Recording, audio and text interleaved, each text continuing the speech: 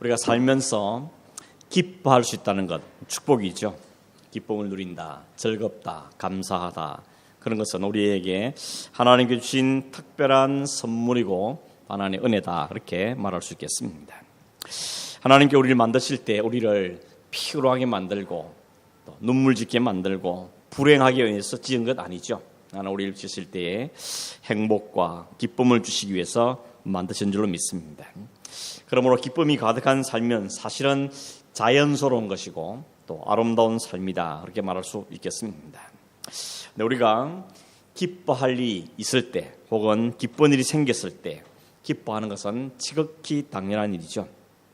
기뻐할 만한 조건과 상황이 되었을 때 기뻐한다는 것은 아무나 할 수 있는 일입니다. 특별하지 않아도 할 수 있고 또는 인격이 훌륭하지 않아도 할 수 있고 별로 노력하지 않아도 할 수 있는 것입니다. 근데 문제는 기뻐할 수 있는 상황이 아닌데도 기뻐할 수 있는 것인가 하는 것이 이제 문제가 생기는 것입니다. 이건 쉽지 않는 것이죠. 잘 안 됩니다. 우리가 아무리 그리스도인 할지라도 아무리 신앙이 좋은 집사님, 장로님, 권사님이 할지라도 쉬운 게 아닙니다. 기뻐할 수 없는 상황 속에서도 기뻐할 수 있는 사람이 있다면 그 사람은 정말 놀라운 사람이거나 아니면 참으로 성숙한 사람이거나 그럴 것이라고 생각이 들어집니다. 인간의 보편적인 상식으로 볼 때는 도무지 기뻐할 수 있는 상황이 별로 아닌데도 불구하고 크게 기뻐하는 한 사람을 오늘 우리는 성경 속에서 만나게 되는데 그 사람은 사도 바울이죠. 우선 바울이 지금 편지를 쓰고 있는 이 빌립보서를 쓰고 있는 상황, 그 바울의 처지가 어떤 상황인가 하는 걸 보면 결코 그렇게 기뻐할 만한 상황이 아니라는 것을 우리가 이 편지 속에서 발견할 수 있습니다. 몇 가지 구절을 살펴보기를 원하는데 먼저 12절을 보시면 12절의 첫 단어가 어떻게 되어 습니까? 형제들아, 내가 당한 일이, 이렇게 말하죠. 내가 뭘 당했답니다. 무슨 일을 당했습니까? 지금 바울은 감옥 안에 있습니다. 이 편지는 감옥 안에서 쓴 편지입니다. 죄수의 몸이라는 이야기죠. 로마의 감옥 안에 갇혀서 쓴 편지입니다. 우리가 아는 것처럼 바울은 로마의 감옥 안에 있기 전에도 이미 그 전에 빌립보에서도 이미 2년간이나 갇혀 지냈습니다. 거기서 자신이 로마 황제에게 심판을 받겠다라고 요청했기 때문에 빌립보에서 지금 로마로 이송되어 온 것입니다. 여기 와서도 지금 거의 한 3년째 된 것으로 보이는데 그러면 합하면 감옥 생활을 한 점에도 지금 벌써 5년째 됐다 하는 것을 우리가 알 수가 있습니다. 여러분 하루 이틀도 아니고 1년, 2년도 아니고 5년씩이나 감옥 안에 있었다. 죄수의 몸이다. 그렇게 생각하면 참 안타깝고 또 깝깝한 일이죠. 더군다나 바울 어떤 사람입니까? 온 세계를 누비면서 복음을 전해줄 사람인데 감옥에 갇혀 있으니까 어찌 보면 참으로 절망감을 느끼시는 상황이겠다 하는 생각도 할 수가 있는 상황입니다. 15절에 보면 바울이 당한 상황을 또다시 보여주는 구절이 하나 있는데 이렇게 말합니다. 어떤 이들은 투기와 분쟁으로 어떤 이들은 착한 뜻으로 그리스도를 전파하니. 이게 무슨 뜻입니까? 지금 바울이 감옥에 갇혀 있는 것에 대해서 감옥 바깥에 있는 사람들의 반응을 지금 이야기하고 있는 것입니다. 바울이 로마 감옥에 있을 때 감옥 바깥에 있는 사람들의 반응은 두 가지로 나타났습니다. 하나는 바울을 이해하고 바울을 안타까이 여기고 바울을 사랑하고 바울을 격려하는 사람들이 있었습니다. 그래서 16절에 보면 이들은 이렇게 시작하죠. 이들은 어떤 사람이냐고요? 바울이 감옥에 갇힌 것을 알고는 안타까이 여기고 위로하고 사랑하고 하는 사람입니다. 그러나 또 한 부류의 사람들이 있었는데 17절 시작이 그들은 이러죠. 그들은 어떤 사람인가 하면 바울에 대해서 투기하고 분쟁하고 시기하는 사람을 가진 사람들입니다. 이런 사람이 누군가 하면 주로 로마 교회의 지도자들이라고 말합니다. 이번 바울이 로마에 가기도 전에 이미 로마에도 복음이 전해졌고 로마에 교회가 섰습니다. 근데 그 로마의 지도자들이 바울이 온 다음부터 사람들이 자꾸 시선이 바울에게 쏠리니까 자기들보다 바울의 더 말씀을 듣고 싶어하고 바울을 더 만나고 싶어하고 바울의 영향력이 점점 커지니까 로마 교회의 지도자들이 자신들의 인기와 지위와 흔들림을 보고는 바울을 시기하고 질투했다는 것입니다. 여러분, 바울이 뭘 잘못한 게 뭐 있습니까? 바울은 그저 평생 복음을 위해 헌신했고 지금도 복음 때문에 감옥에 갇혀 있는 사람입니다. 어쩌면 바울은 그 어느 때보다도 위로가 필요하고 동력자들의 격려가 필요하고 성도들의 기도가 필요한 상태라고 말할 수 있지 않겠습니까?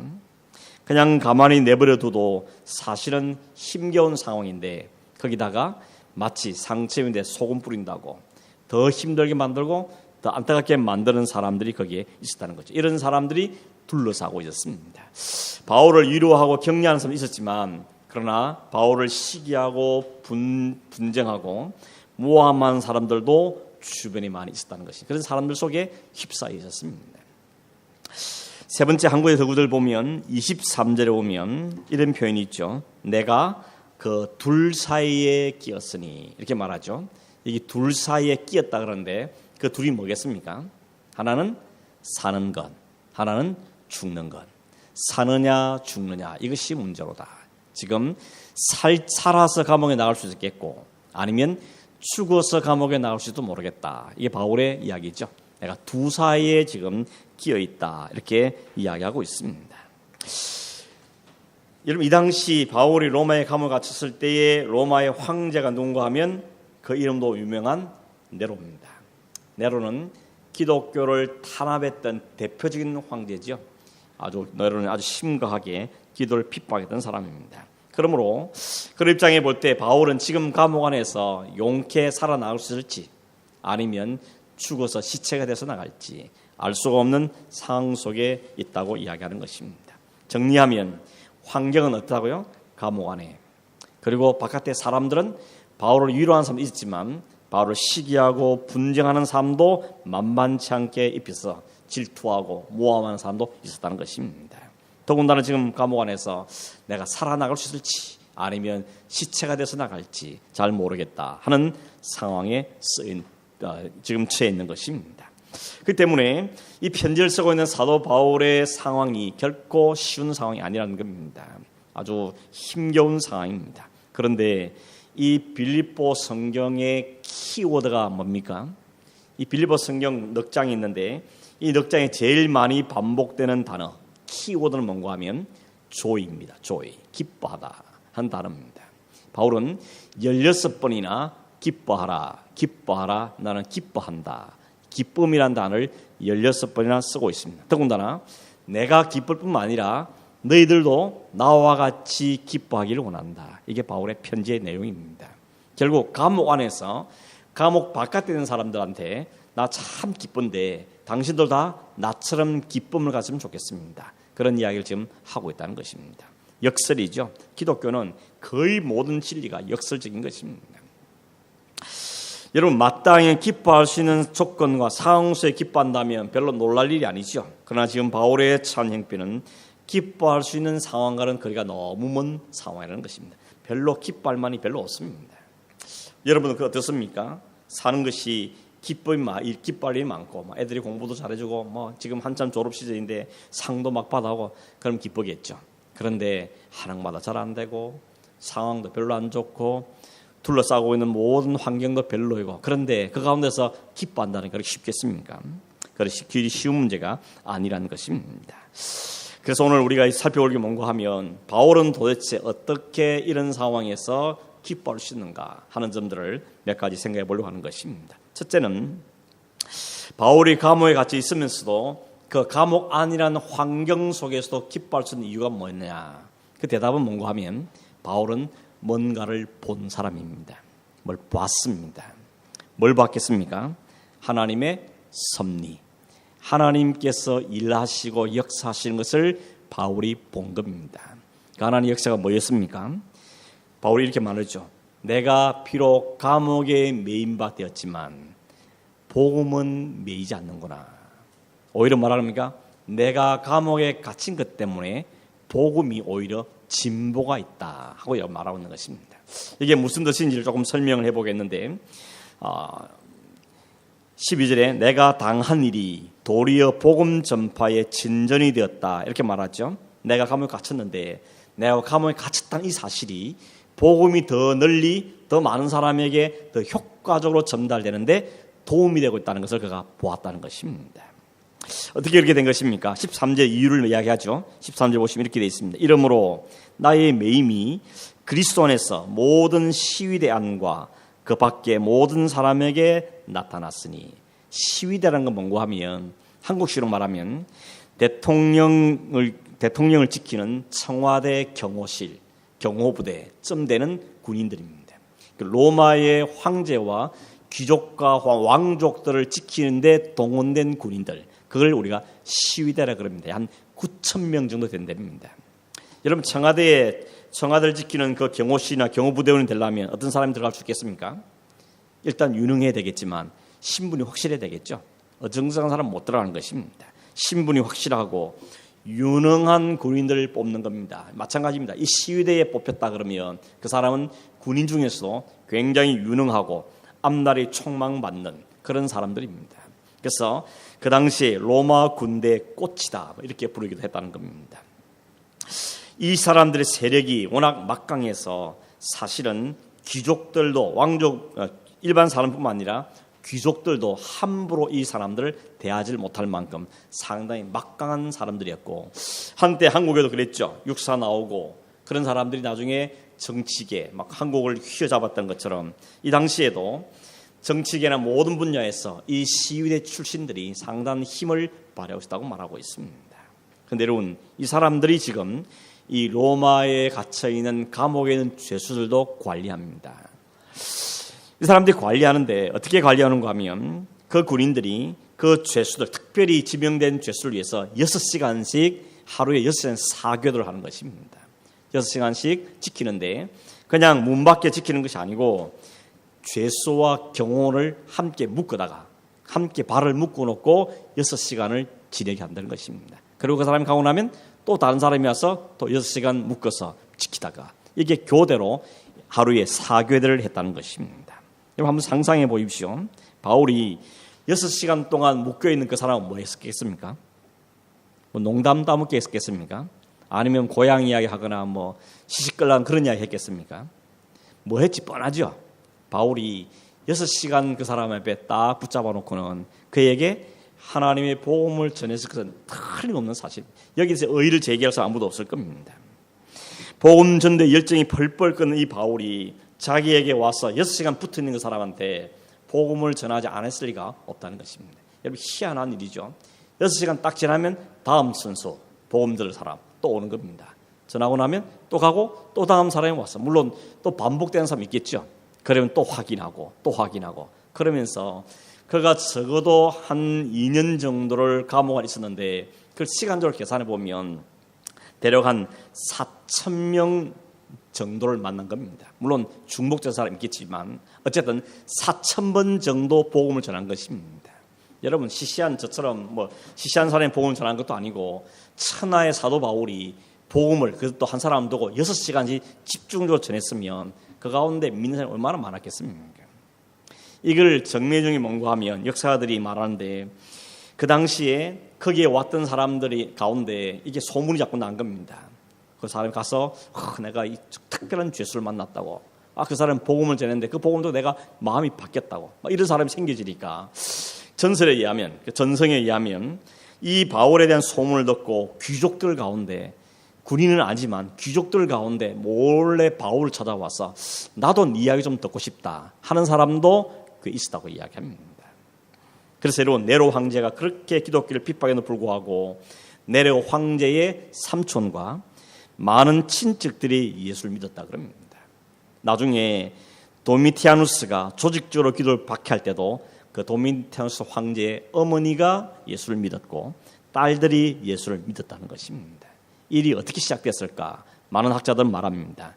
그 로마의 고급 관리들에게, 고급 관부와 고급 군인들에게 복음을 전했던 그 바울의 그 역할이 굉장히 컸을 것이다 라고 이야기합니다. 어떤 사람은 뭐라고 말하는가 하면 로마의 귀족 바울이 감옥에 들어갔기 때문에 로마의 귀족들과 왕족들이 예수를 믿게 되었고, 그리고 로마가 그토록 빨리 기독교 국가가 될 수 있고 온 세계에 영향을 미치는 유럽의 기독교 세계가 될 수 있다라고 평가를 하는 걸 볼 수 있습니다. 만약에 바울이 감옥에 안 들어가고 자유로운 몸으로 로마 시내를 돌아다니면서 시장이나 회당이나 이런 데서만 복음을 전했으면 그렇게 이렇게까지 깊숙이 복음이 왕족이나 귀족들 가운데 전파되지 못했을 것이다 라는 것이 학자들의 평가입니다. 여러분, 바울이 이걸 본 겁니다. 나는 감옥에 갇혔는데 하나님 복음은 이 로마의 심장부까지 깊이 들어가는구나 하는 걸 바울이 본 겁니다. 여러분, 그러니 어떻게 안 기쁘겠습니까? 나의 메인바가 온 시위대 안과 많은 사람, 바깥에 있는 사람들에게 로마의 심장부에 하나님의 복음이 증가되는 걸 보면서 내가 이것 때문에 죄수로 온 거구나.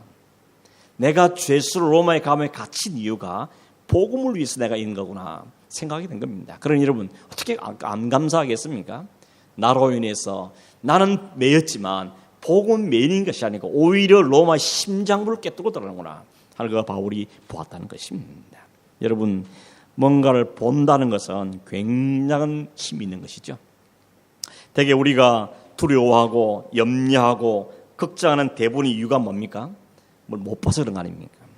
하나님 이럴 때 뭘 하실지, 이 상황에 하나 어떻게 일하실 보았다면, 본다면 두려워하지 않습니다. 좀 힘들어도 하나님 이를 통해서 뭔가 하시겠다, 이렇게 하시려는구나, 이걸 보았다면, 이해한다면 두려워하지 않는 겁니다. 우리가 못 보니까, 볼 수가 없으니까, 하나님의 섭리를, 하나님의 역사하심을 이해를 못하니까, 못 깨달으니까 두려워하고 이게 어떻게 되나 걱정하고 한숨도 쉬고 내가 왜 이 감옥에 있어야 되는가 라는 생각들을 하는 것이지, 만약에 하나님께 하신 일을 볼 수만 있다면, 하나님의 그 섭리하심을 이해할 수만 있다면, 하나님의 역사함을 내가 깨달을 수만 있다면 우리도 역시 바울처럼 될 수 있다는 겁니다. 그래서 여러분, 바울이 중요한 것이 아니고 바울이 볼 수 있는 그 믿음의 눈, 그게 중요한 것이죠. 우리의 소망은 하나 나를 바울처럼 해주십시오, 그게 아니고 바울이 보았던 그 하나님을 나도 볼 수 있게 해주십시오.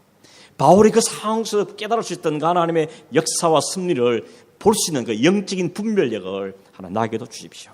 이게 우리의 기도의 제목이 되어야 되는 것이죠. 그 분별력 때문에 환경과 처지를 뛰어넘는 것입니다. 왜냐하면 환경과 처지만 사람도 보기 때문에 절망하지만 그 위에 역사하신 하나님의 섭리를 볼 수만 있다면 우리 그 가운데서 주저앉지 않을 수가 있다는 것입니다. 요나가 하나님의 그 계획을, 하나님의 마음을 못 깨달으니까 요나로 니느웨로 안 가고 다시 도망가죠. 베드로가 주님이 하실 일들을 정확하게 깨닫지 못하니까 안 됩니다, 주님. 십자가는 왜 십자가 안 됩니다. 결코 그런 일이 생기면 안 됩니다. 가로막다가 이 사탄아 내 뒤로 물러가라고 호통을, 책망을 받게 되는 것입니다. 하나님의 하신 일을 아는 것과 모르는 것, 보는 것과 못 보는 것, 이해하는 것과 이해하지 못하는, 이게 차이가, 큰 차이가 있는 것입니다.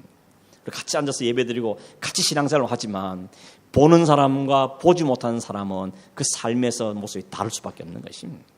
볼 수만 있다면, 이해할 수 있다면, 하나님의 역사하심을 우리가 분명히 이해할 수 있다면 우리는 환경을 뛰어넘고 환경의 노예가 되지 않을 수 있다는 것입니다. 상황과 처지를 뛰어넘는 힘은 바로 우리에게 그와 같은 보는 데서 오는 것이죠. 여러분, 잘 안 보이십니까? 보여달라고 우리는 기도해야 되는 것입니다. 뭐 계시를 보라는 이야기 아닙니다. 환상을 보라는 이야기 아니고 말씀을 통해서 우리의 삶 속에서 하나님이 역사하신 것을 보는 것, 그게 얼마나 중요한가 하는 걸 우리에게 보여주는 것입니다. 두 번째입니다. 바울이 감옥에 갇혔을 때 그에게 보내는 두 종류의 반응이 있다 그랬죠. 하나는 선한 마음으로 바울을 대하는 사람이 있었고, 또 하나는 시기와 질투하는 마음으로 바울을 대하는 사람이 있었다 그랬습니다. 그런데 두 부류 사람들이 공통점이 하나 있습니다. 공통점이 뭡니까? 15절 뒷부분을 보시면 그렇게 되어 있죠. 어떤 이들은 투기와 분정으로, 어떤 이들은 착한 뜻으로 뭐 했답니까? 그리스도를 전파하나니. 이게 무슨 이야기입니까? 동기는 다릅니다. 그런데 둘 다 그리스도를 전폐했다는 것입니다. 한쪽 부류는 아니 바울이 감옥 안에 저렇게 열심히 복음을 전하는데 우리 이게 가만히 있어도 되겠냐, 미안하지도 않냐, 우리 열심히 복음 전하자, 이런 선한 의도를 가지고 복음 전가에 열심을 내는 사람이 있었습니다. 반대로 바울이 감옥에 갇혀서 이제 꼼짝도 못하고 저럴 때 있으니까 잘 됐다, 이 기회에 우리가 열심을 내가지고 그리스도를 전해가지고 우리 인기를 회복하자, 이런 동기는 불순했지만 그래서 열심을 낸 사람이 생겼다는 것입니다. 이 바울은 뭐라 그럽니까? 거칠이로 하나 속으로 하나, 이 무슨 방도로 하든지 그리스도가 전파된다면 나에 대해서는 좋은 감정을 갖든지 아니면 시기와 분쟁을 갖든지 그리스도가 전파된다니까 내가 기쁘다고 말하는 것입니다. 아마도 바울이 감옥에 있는데 누군가 와서 이야기해 줄 겁니다. 성경에 보면 바울이 감옥에 갇혔다 그래서 아무도 뭐 그런 건 아니죠. 때로 사람도 만날 수 있고 좀 자유가 있었습니다. 사람들과 이야기해 주는 겁니다. 선생님, 바깥에 지금 이상한 현상이 벌어졌어요. 선생님 감옥에 갇힌 것 때문에 열심으로 착한 의도로 복음 전할 수 있지만 또 어떤 사람들은 바울이 우리 인기를 다 뺏어가는 잘 됐다. 우리가 열심히 내가 저 인기를 도로 빼앗아오자. 이런 사람들이 생겼답니다. 그때 바울이 뭐라 그럽니까? 무슨 방도를 하든지 선한 의도하든지 나에 대해서 좋지 않은 동료를 했든지 그들이 복음을 열심히 전하고 그리스도가 전파된다 하니 나는 기쁘고 또한 기쁘다라고 말하고 있다는 것입니다.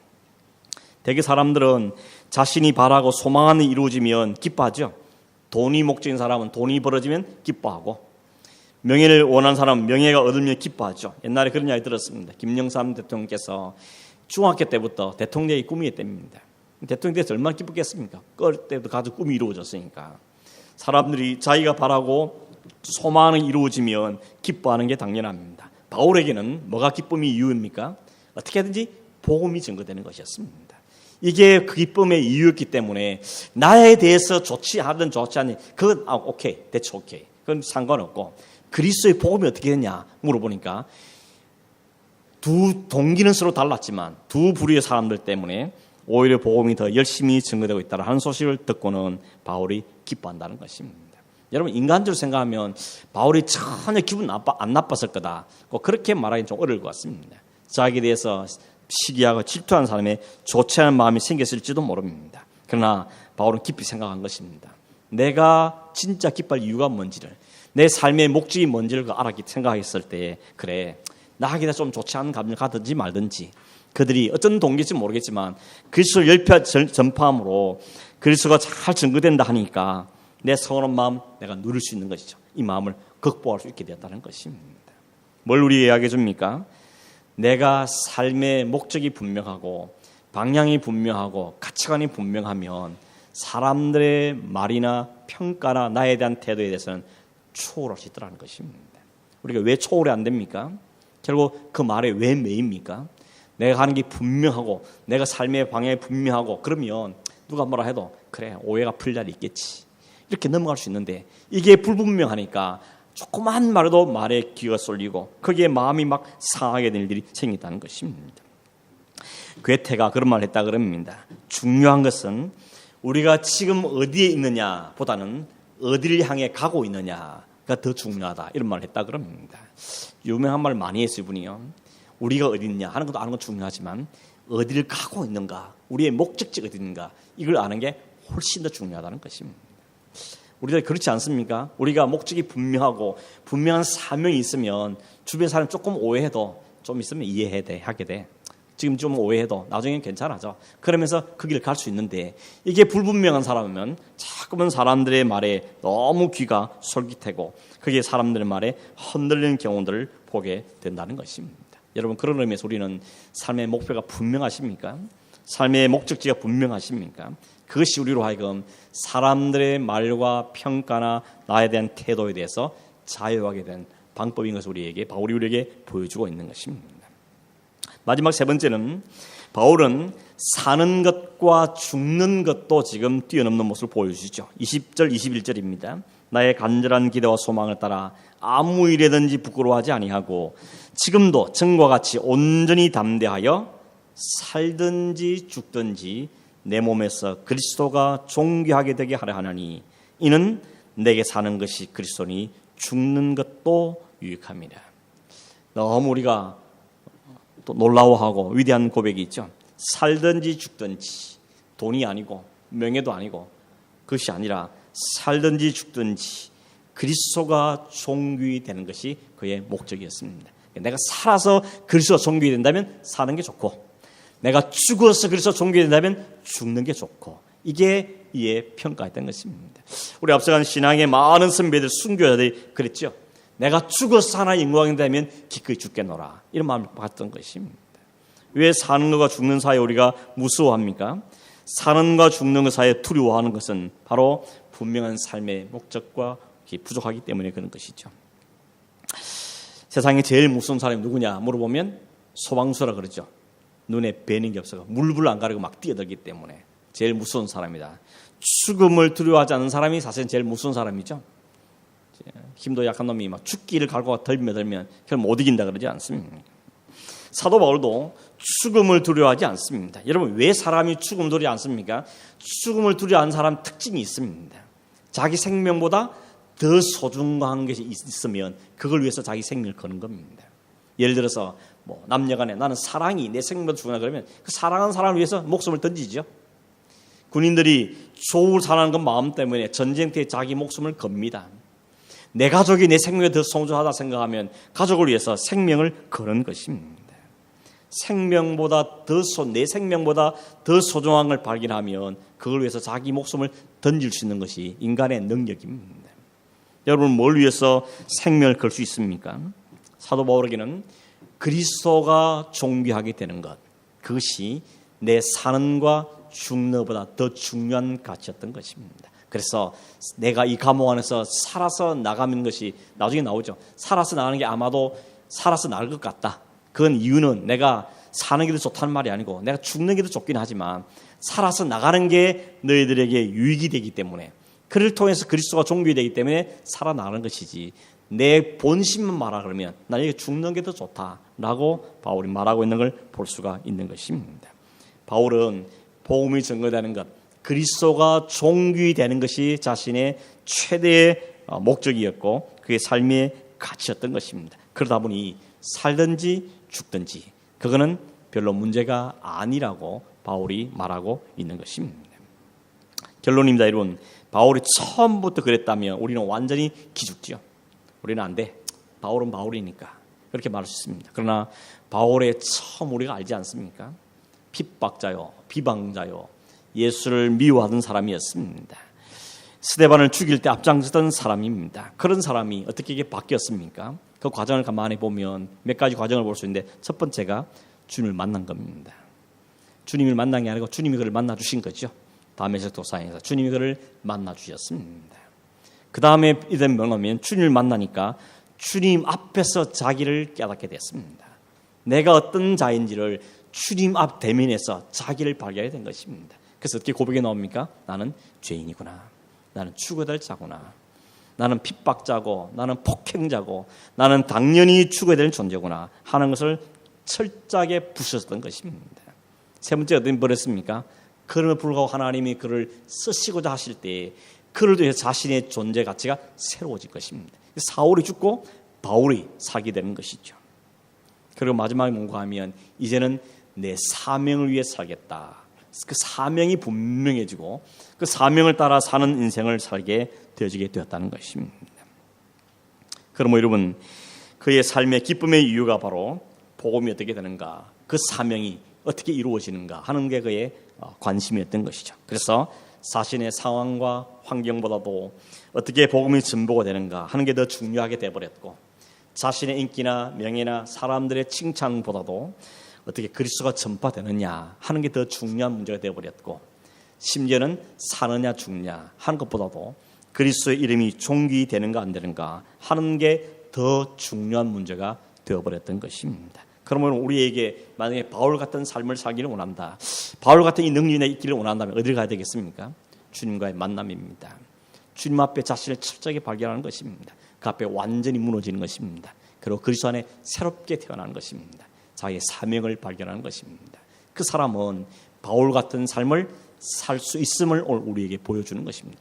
바울만 이렇게 살았다, 부럽지 라고 주신 것이 아니고 바울에게 이런 삶을 안겨주신 하나님께서 우리에게도 그렇게 하시겠다는 걸 우리에게 보여주는 것이죠.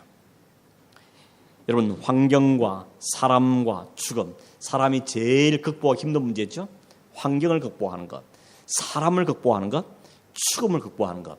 이 세 가지의 자유로운 사람이 있다면 그 사람 정말 성숙된 사람이고 놀라운 사람이 아니겠습니까?